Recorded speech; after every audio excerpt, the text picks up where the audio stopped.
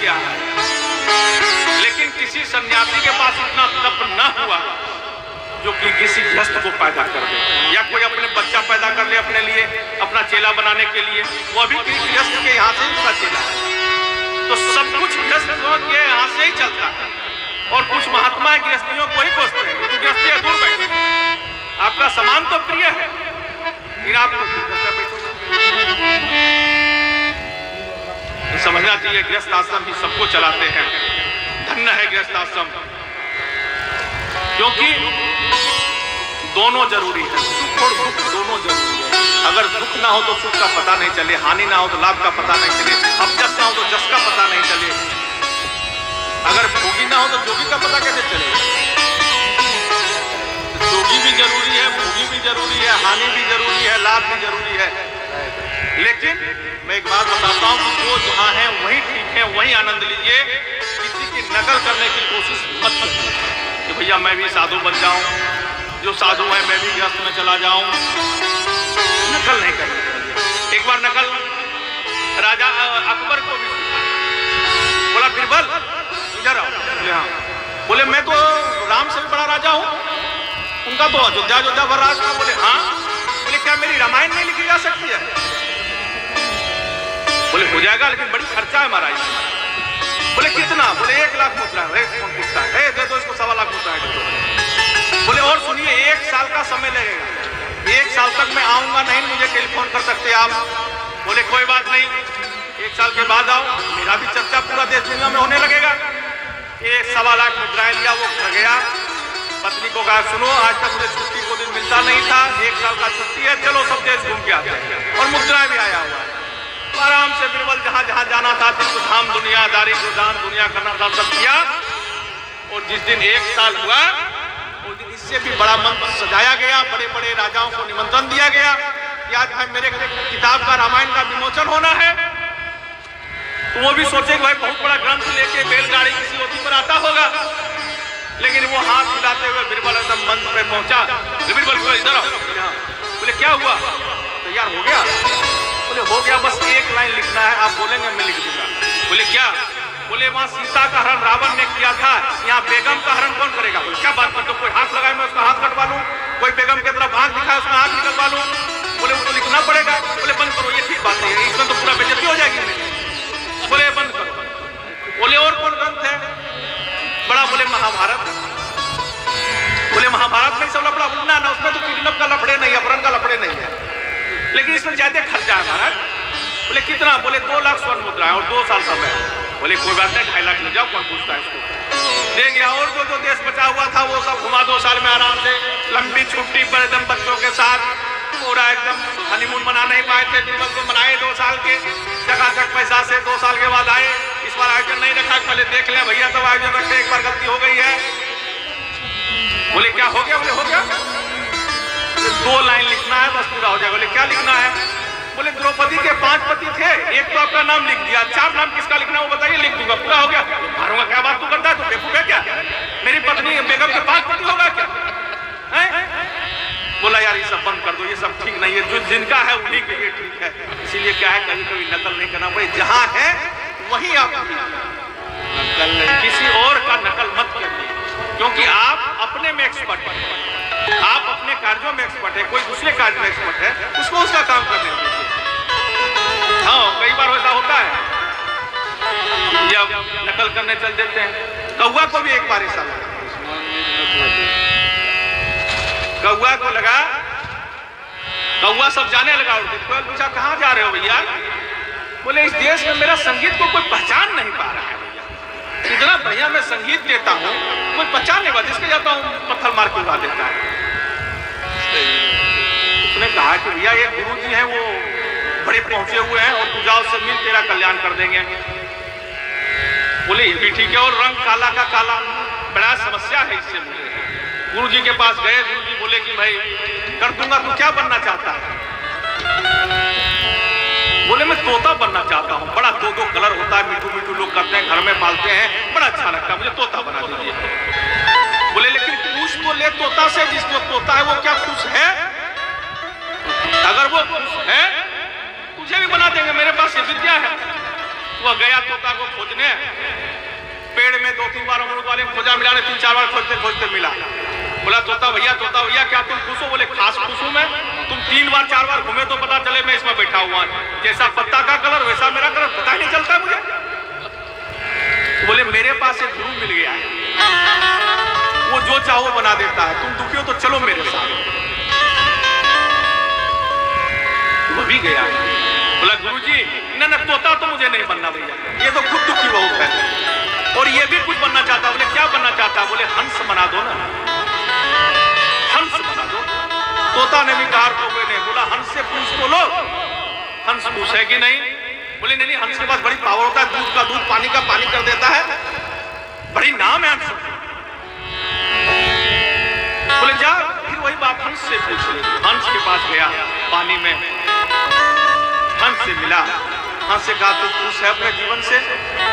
बोला नहीं भैया, कोई सेल्फी लेता है पता नहीं चलता, मेरा ले रहा है पानी का ले रहा है पता नहीं चलता, बाद में उसको हंस आता ही नहीं, बहुत दुखी हूं मैं जीवन से। और कोई अगर पकड़ लेना तो घर में लेना दूध और पानी मिलाता कहता अलग कर,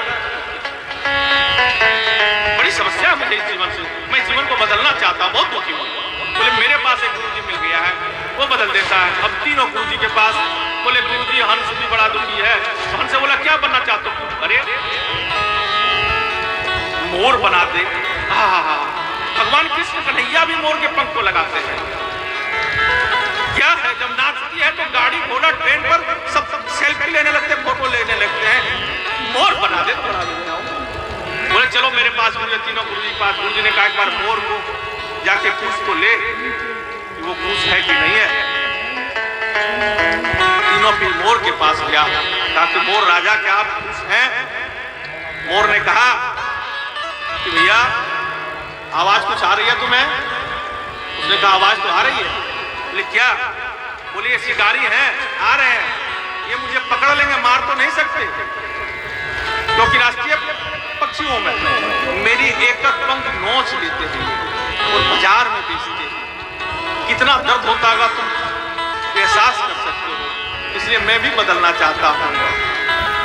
सबने कहा गुरुजी पाने में जहां वहीं ठीक हूं, सब दुनिया में दुखी है, इसीलिए आप जहां हैं वहीं ठीक, जो काम कर रहे हैं उसको करने दीजिए, आप जो कर रहे हैं वही करिए, कभी किसी का नकल करने की कोशिश न करिए। गृहस्थ जीवन में गृहस्थ रहिए, वनप्रस्थ का मत सोचिए, हालांकि गृहस्थ में ही रह के वनप्रस्थ जीवन जरूर जीना सीखिए, क्योंकि हमारे यहाँ एक एक शब्द का बड़ा महत्व है। 50 के बाद क्या बोलते हैं? 51 बना कि 50 के बाद भैया अब सब तिजोरी का चाबी एटीएम बेटा बहू को दो और घर में आनंद लो, नहीं तो बेटा बहू छीन लेगा, दुख होगा। इसलिए घर का ही एक कमरा तुम बन को बनाओ, वहीं आनंद लो, बेटा को मालिक बनाओ, बेटा आपसे ज्यादा समझदार हो गया, बहू को चाबी दो, छीनने की नौबत ना आए, एटीएम का पिन बदलने की नौबत ना आए। इसलिए कहते हैं 51 अब बन लग गया, 52, 53, 54, 55, 56, 57, 58। 8 साल तक समझाता है कि भैया मन चले जाओ चले जाओ चले जाओ, नहीं जाता क्या कहता 59 क्या था मूर्ख, फिर कहता 60 मूर्ख को बोलते हैं 60। अब तू समझने वाला नहीं है भैया, 8 साल समझाते मैं समझ गया, तू समझने वाला नहीं, तू 60 है, मूर्ख का मूर्ख ही रहेगा। इसलिए हमारे शब्द का भी एक एक शब्द का बड़ा महत्व है सनातन संस्कृति में। और यही नहीं, इंग्लिश में भी 51, पंजाबी में भी मन लगता है, सब में मन लगता है 50 के बाद। इसीलिए घर को ही मन बनाइए, ज्यादा माया मोह जंजाल में मत फंसिए, जहां है वहीं आनंद लीजिए, उसी घर के कमरे को बन बनाइए, बन मत जाइए, नहीं तो जाइएगा बन, ध्यान रहेगा घर पर, फायदा क्या होगा। इसलिए रहिए घर पर, ध्यान हो बन।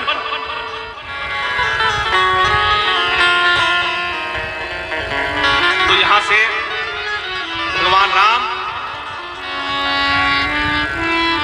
को आशीर्वाद दे दिए हैं और भगवान राम भी बाबा को आशीर्वाद दे दिए हैं।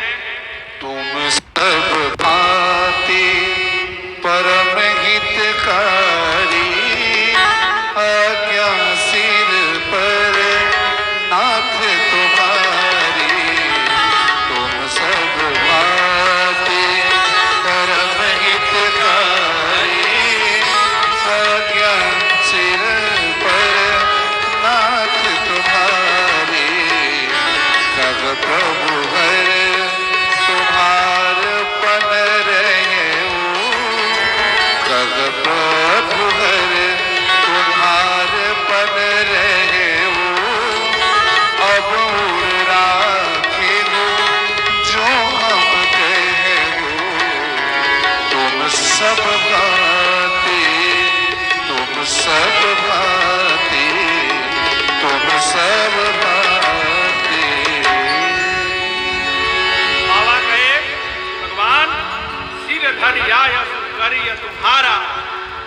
धर्म यह नाथ हमारा। कि भगवान और संतों भगवान के बात को मानना चाहिए। शंकर जी ने भगवान इच्छा तो नहीं थी, लेकिन आपकी आज्ञा से उद्धार है। सिर धारी आया सुकरी उद्धारा। प्रभु आपकी आज्ञा से उद्धार है। भगवान बोले सिर उद्धार से नहीं, हृदय में धारण करो। शंकर जी ने कहा कि आज्ञा तो सिर उद्धार की जाती है, बाकी आप ज्यादा जानते हैं, क्यों बोल रहे सुधार नहीं करो? बोले बाबा आपके सिर पर गंगा बहती है, पता नहीं कब ये बात बह जाए गंगा में, इसलिए तू हृदय में धारण कर, क्योंकि यहाँ बुद्धि होती है। अगर इस बुद्धि में बुद्धि का सब ठीक नहीं, कब क्या बोल दे, इसलिए हृदय में धारण करो। कथा को भी बुद्धि में नहीं, मस्तिष्क में नहीं, अपने हृदय में उतार। सिरोधार से नहीं, बोले बाबा हृदय में उतारिए, नहीं तो आपकी यह गंगा बहती है, पता पड़े बात को बह के ले गया। आप बोलेगे सिर पर रखा तो था, नहीं गंगा में बह गया भैया। तो हृदय में धारण करिए। भगवान अंदर ध्यान हो गए।